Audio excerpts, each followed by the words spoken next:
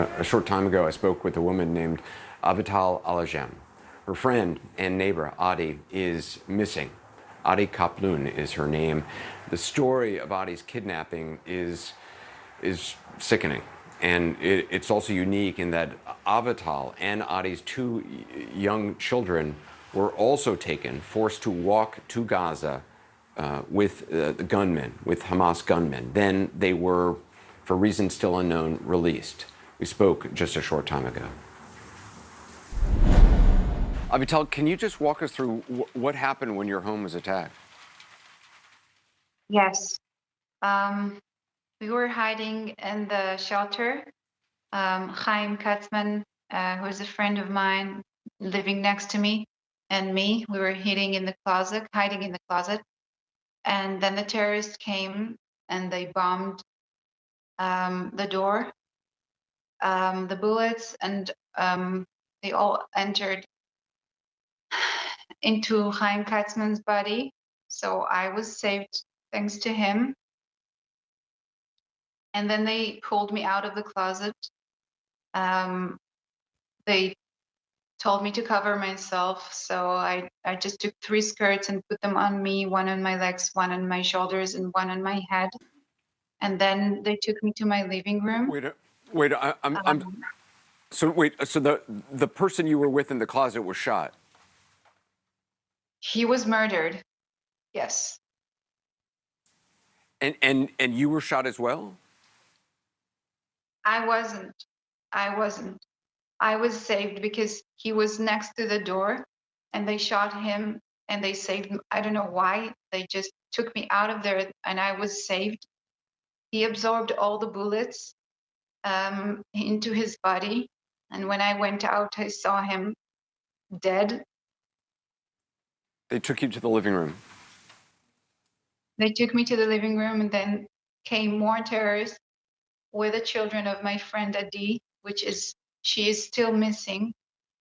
They gave me Eshel, he is 4.5 months old, and Negev, who is almost 4 years old, both traumatized. And they just gave them to me. And from there, they took me to another home. There was a family in the shelter, and they tried to convince them to go out of the shelter, and they told me what to tell them in order to come out. Thankfully, they did not listen, not to me, not to the terrorists, obviously. And these children, they must have been terrified. Were they Yes, crying? Were they they were. silent? I mean, this is.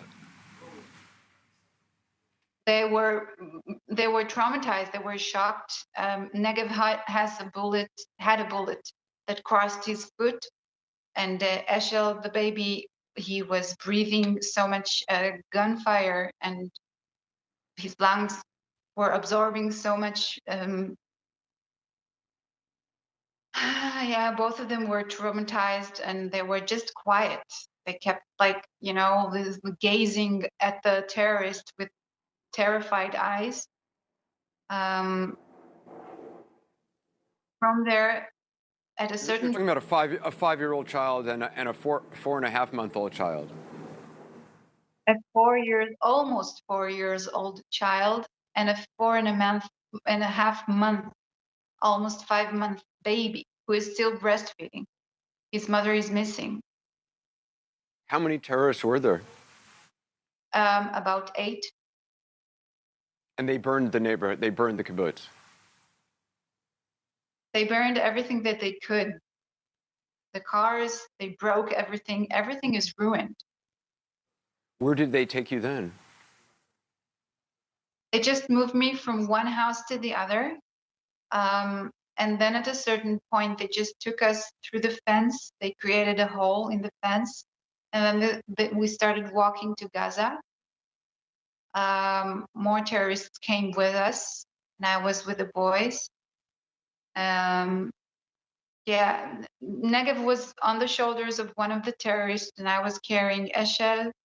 And we just walked. They kept on saying, "Quick, quick!" And they shouted. Negev just cried the whole situation. Just wanted to go down. Um, Eshel was on me, just fell asleep. I think it was just a survival mode, I guess, is a baby. It's just a baby. What was going through your mind?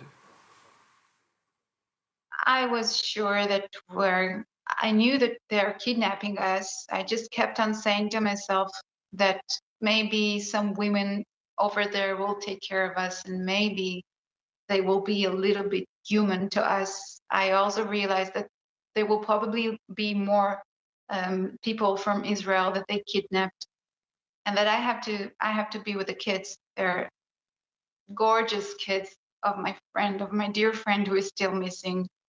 I knew that my life is going to change, but I didn't care. I just looked at the kids all the time to see what's going on with them, and that's it. Um, and then we crossed the border, and we were like about 2 kilometers from Gaza. I already saw the houses, and then they told me to go. They released us. Do you know why? Um, I don't know why everyone is asking me that. I really don't know why. I don't know. I thank God for that, but I don't know why they saved the kid's life and my life. They just told me to go. Um, and then we started walking back. I wasn't sure where was I, and then we entered the gate, and there was more terrorists there. They saw us, and then I took the kids to like a little hill of sand, and they didn't do anything to us. They just kept on going to Gaza, and from there we continued walking. And you have to realize that Negev, the 4-year-old, he was wounded, so he couldn't walk. He was crawling. He was crying. It was a traumatized experience.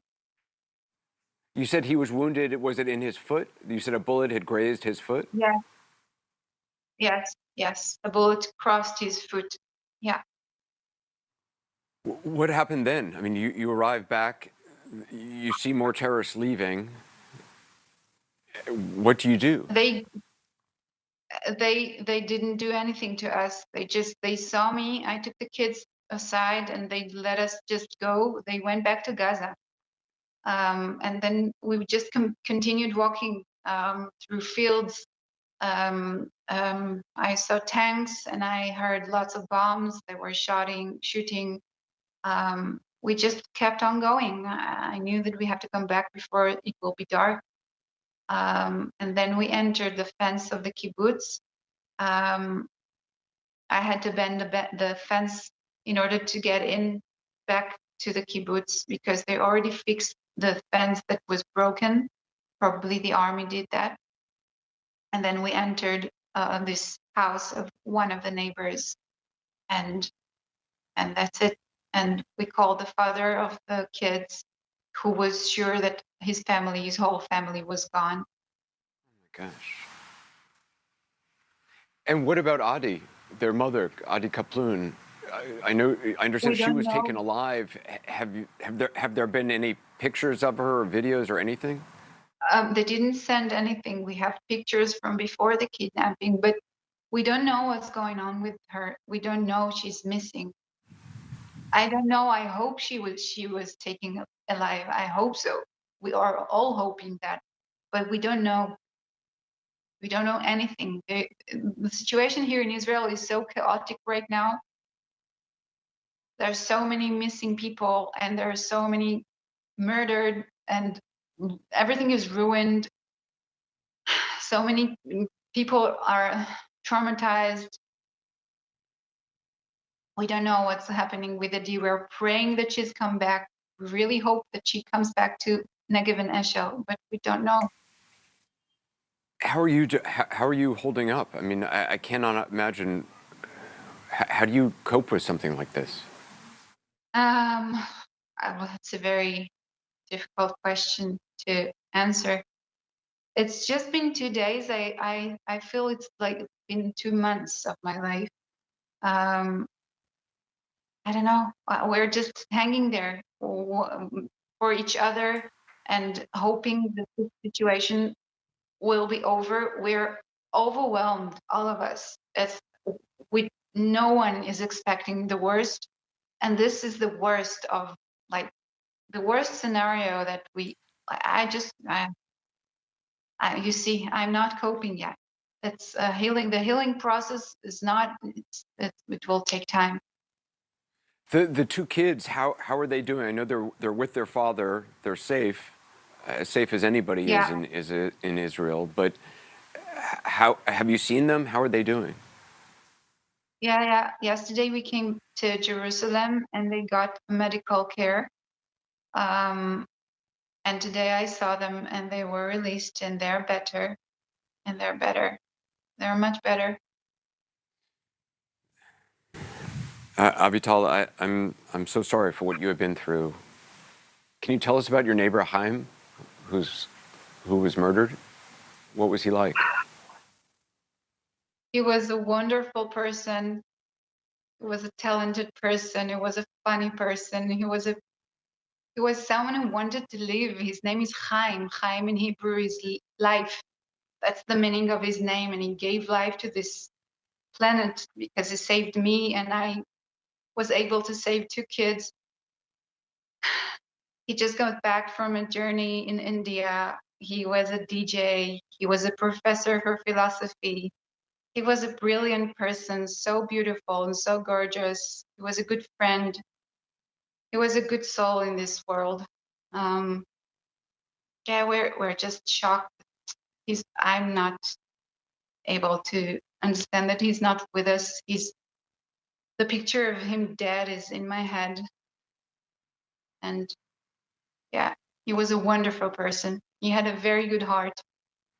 And he was shot to death in a closet. Yes. Well, Avital, I'm so sorry for what you've been through, and I wish you strength and peace in the days ahead. Thank you so much, and I hope that things will be a bit more clear here. It's chaotic right now. Avital, what do you want people to know about Adi, your friend, the mother of the children? That she's brave and that she has such a good heart. She wouldn't hurt a soul. She's always smiling and she's always giving, and she's so kind and gentle.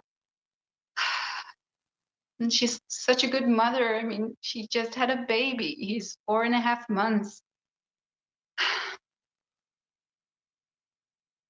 She's just a beautiful soul, really. And She's he such a needs good her. friend, such a good mother. He needs her. He needs her. They both need her. They ask. The big one is asking, and like, she just needs to come back. She needs to come back home. I hope she comes back home. Avital Alajim, thank you. Thank you.